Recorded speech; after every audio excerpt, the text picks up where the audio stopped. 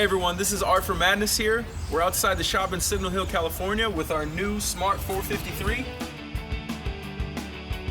As you can see, we've already done a ton of customization to this, but today what we're going to show you how to do is install this scoop with our new Smart 453. For any more information, you can look at the links at the bottom of the screen. Okay, so the first step that we need to do in order to install the side scoop is actually removing the factory plastic scoop. It's very simple.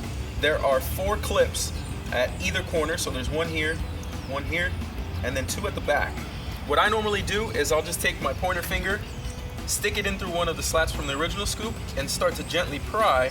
As you do, you'll hear the clips release, and the scoop is out. And just for reference, you can see the 4 clips that I mentioned earlier.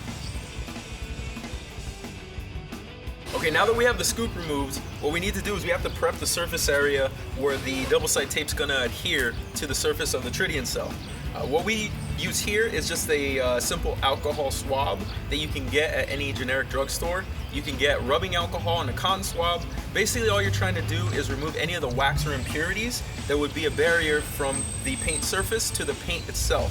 So what we're going to do is open this up, just apply it around the area where the scoop will stick, and then we're gonna line up the scoop to install. So all you're gonna do is just remove the little alcohol pad, and you'll be able to see where you're wiping this on the surface, and just kind of give it a nice cleaning.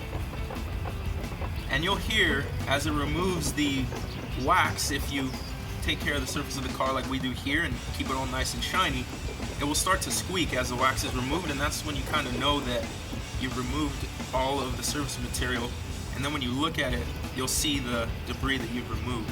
So we'll just wipe it down, and then we're gonna let it dry to the touch so that the alcohol has evaporated from the surface.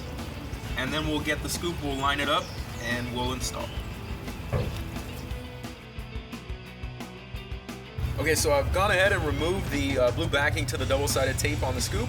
And now what we're gonna do is taking our fingers, holding the scoop in our hand, as you can see here, I'm gonna try and align it so this leading edge gives me an even gap with the tritium cell here.